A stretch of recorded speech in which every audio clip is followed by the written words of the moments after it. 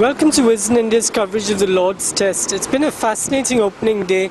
England right on top soon after tea with India 145 for 7. But by stumps, thanks to Ajinkya Rahane's second Test 107 matches, they've managed to double that score, and it looks like a very good total on a pitch that had a more than generous stopping of grass at the start of the day's play. Joining me is Nick Holt of the Daily Telegraph. Nick, what did you make of that very topsy-turvy day for England? Yeah, they had a poor first session, I thought, after winning the toss on a pitch that they've been dreaming of all summer.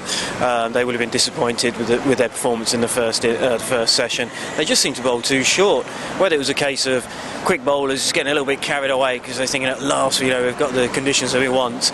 I'm not so sure. Or whether it was just one of those days that just bowled badly. And then after lunch, it was clear they'd had a chat with the coaches.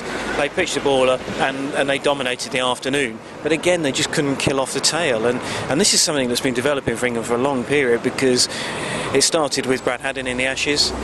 Late tail in resistance cost them a couple of test matches, and it could cost them dear here.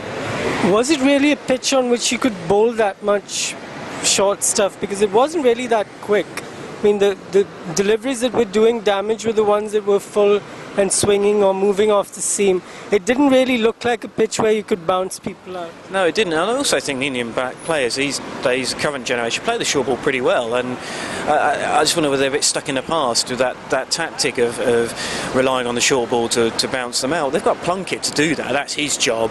But somebody like Anderson and Broad, you expect them to pitch the ball up. They've played so many test matches here. They know the conditions really well. I mean, Anderson bowled fairly well, to be fair to him. It was Broad that had a poorer day, really. But yeah, I was surprised by that, and I think they may regret it. What do you make of this Indian total, and in the context of what we've seen on this opening day, how good was that innings from Rahane? I thought it was an excellent innings. I thought he looked really good at Trent Bridge. The time that he spent at the crease there, just seems to have so much time. He plays the ball late, which is just how you need to do it in these conditions at Lords. He seems a very modest sort of guy, and it was a terrific knock. I mean, look, he's already achieved one thing that Sachin never managed, and he's got his name on the honours board at Lords. What more could he ask for?